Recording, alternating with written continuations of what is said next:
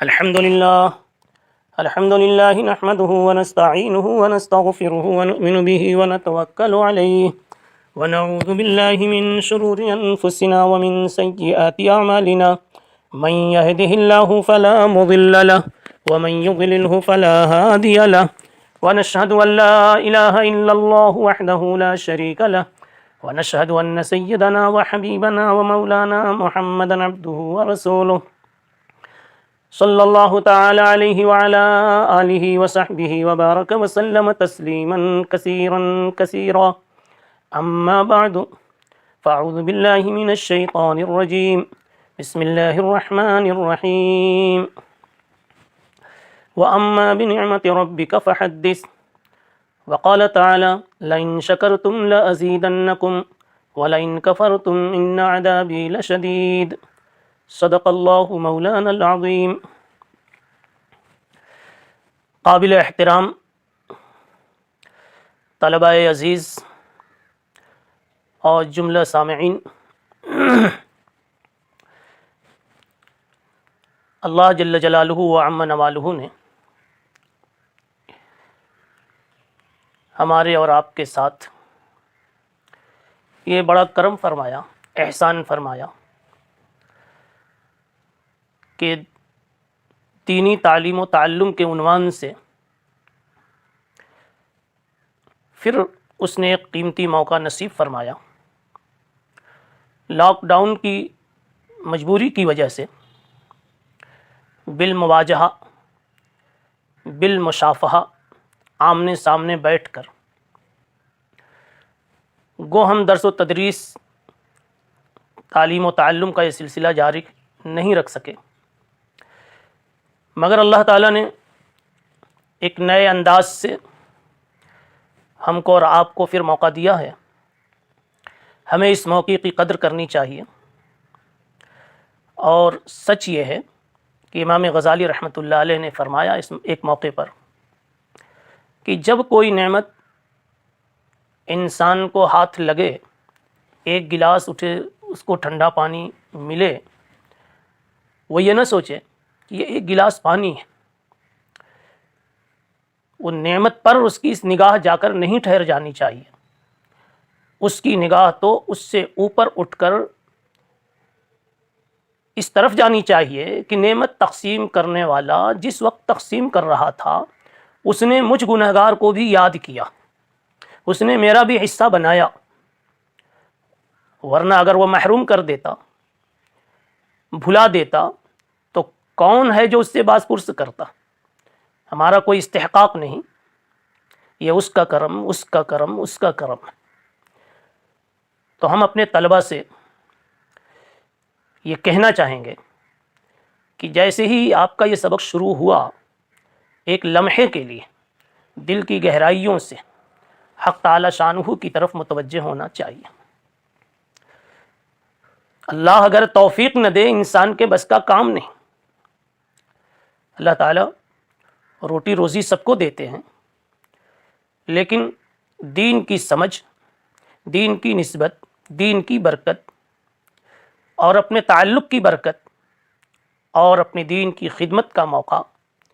ہر ایک کو نصیب نہیں کرتے۔ اسی خیال کے پیش نظر اور اسی فکر کے اور نظریے کے پیش نظر سیدنا محمد الرسول اللہ صلی اللہ تعالی علیہ وسلم نے اپنے خطابات کا آغاز، اپنے خطبوں کا آغاز الحمدللہ جیسے کلمہ تعریف اور کلمہ حمد سے کیا۔ گویا نبی مصطفیٰ صلی اللہ علیہ وسلم اللہ کے سامنے اقرار کر رہے ہیں کہ یہ جو کچھ کہنا نصیب ہو رہا ہے اور کہنے کا موقع مل رہا ہے، یہ اللہ سب آپ کی عطاؤں کا صدقہ ہے، آپ کے احسان کا صدقہ ہے، آپ کی نظر کرم کا صدقہ ہے۔ جناب محمد الرسول اللہ صلی اللہ علیہ وسلم نے اپنے طرز عمل سے ہمیں اور آپ کو تشکر کی طرف متوجہ کیا ہے، اور اس تشکر کا ایک فائدہ تو یہ ہوگا کہ اللہ کی بارگاہ میں آپ کا عمل مقبول ہوگا، اور دوسرا فائدہ یہ ہوگا کہ اللہ کی طرف سے عنایات مزیدہ حاصل ہوں گی۔ لئن شکرتم لازیدنکم. اور ایک تیسری چیز سامنے،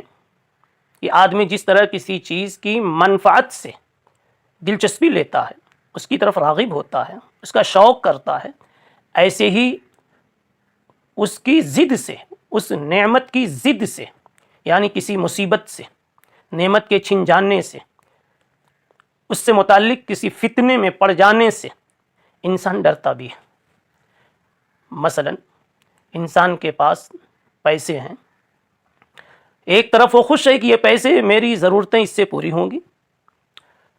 اور دوسری طرف وہ ڈرتا بھی ہے کہ اگر یہ چھن گیا تو کیا ہوگا، یا ان پیسوں کی وجہ سے میں کسی فتنے میں پڑ گیا تو کیا ہوگا. اس لیے ان پیسوں کا برابر حق ادا کرنے کی وہ کوشش کرتا ہے، جیسے رکھنا ویسے رکھتا ہے. اتنی سی تمثیل کے بعد میں اپنے کو بھی اور آپ کو بھی متوجہ کرنا چاہتا ہوں کہ اللہ نے یہ نعمت کبریٰ نصیب فرمائی ہے، اور جامعہ اسلامیہ اشاعت العلوم عقل کنواں کی انتظامیہ نے ہم کو اور آپ کو یہ جو ذرّی موقع نصیب کیا ہے، تو ہمیں اس کی قدر کرتے ہوئے اہتمام کے ساتھ سبق سے دلچسپی لینا ہے، اور اہتمام کے ساتھ اس کو ایسے سننا ہے جیسے ہم کلاس میں ہوتے تو سنتے، اور ایسے ہمیں اپنے آپ کو اس کی طرف متوجہ کرنا ہے جیسے ہم کلاس میں ہوتے ہیں تو متوجہ ہوتے ہیں. اللہ تعالی ہم سب کو اس کی قدردانی نصیب فرماوے. اگلی بات یہ عرض کرنی ہے کہ اس وقت یہ بندے ناچیز جس کتاب کی تدریس اور اس کی خدمت کی غرض سے آپ کی خدمت میں حاضر ہے، وہ امام بخاری رحمۃ اللہ علیہ کی الجامع الصحیح ہے، جسے دنیا صحیح بخاری کے نام سے یاد کرتی ہے. آپ خوب جانتے ہیں کہ جب مدارس میں تعلیم کا آغاز ہوتا ہے تو اس وقت مدرس ابتدائی چند دنوں تک مقدمۃ العلم اور مقدمۃ الکتاب پر آپ حضرات کے سامنے روشنی ڈالتا ہے. اسی ترتیب کے مطابق اور بزرگوں کے دیے ہوئے اسی اصول کے مطابق ہونا یہی چاہیے کہ آپ کو مقدمۃ العلم اور مقدمۃ الکتاب دونوں کے تعلق سے بھرپور واقفیت دی جاوے اور آپ کے سامنے مذاکرہ کیا جاوے، اور جو چیزیں پہلے سے آپ کے علم میں ہیں اس کا استحضار کیا اور کرایا جاوے. لیکن حالات کی وجہ سے آپ کے تعلیمی سال کا کئی مہینہ گزر چکا ہے، اس لیے مقدمۃ العلم کو موقوف کر کے، اس کو نہ چھیڑ کر کے مقدمۃ الکتاب سے گفتگو شروع کی جائے گی. مقدمۃ العلم اس لیے بھی چھوڑنا مناسب ہے کہ وقت کم ہے، اور پچھلے دنوں میں، پچھلے سالوں میں، مثلا ریاض الصالحین کے 2 سالوں میں، مشکات کی سال میں، آپ نے مقدمۃ العلم یعنی حدیث کا مقدمۃ العلم جو ہے آپ نے تفصیل سے سن لیا ہے، پڑھ لیا ہے. مثلا حدیث کی تعریف کیا ہے، حدیث کا موضوع کیا ہے، غرض و غایت کیا ہے، وجہ تسمیہ کیا ہے. اسی طریقے سے فن حدیث کے سلسلے میں کس کس انداز کی کتابیں لکھی گئیں، کس انواع کی کتابیں لکھی گئی، کس نوع سے حدیث کا کون سا تعارف ملتا ہے، اور کس حدیث کی کس کتاب کا تعارف ملتا ہے. چونکہ پچھلے سالوں میں یہ باتیں آپ کے سامنے آ چکی ہیں، اس لیے ہم وقت کی نزاکت کے اعتبار سے براہ راست مقدمۃ الکتاب کو چھیڑتے ہیں. مقدمۃ الکتاب کا جب عنوان قائم کیا جاتا ہے تو اس وقت اس کے 2 حصے کیے جاتے ہیں. مقدمۃ الکتاب کے بنیادی 2 حصے ہوتے ہیں. ایک حصہ ہے صاحب کتاب سے متعلق، اور دوسرا حصہ ہے خود اس کتاب سے متعلق. گویا اب ہم جو گفتگو شروع کرنے جا رہے ہیں وہ یا تو صاحب کتاب سے متعلق ہوگی یا خود کتاب سے متعلق ہوگی. بالفاظ دیگر کہہ لیجئے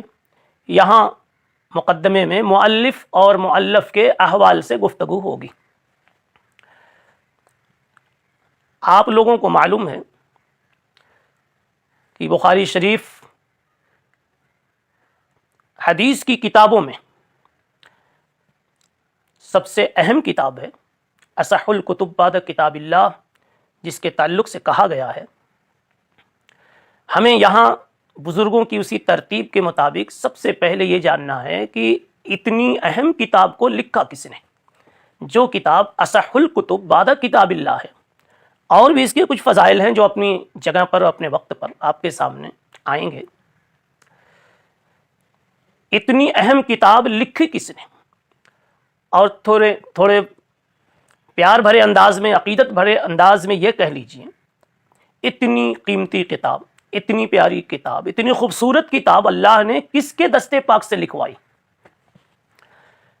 جس کو اللہ نے قبول کیا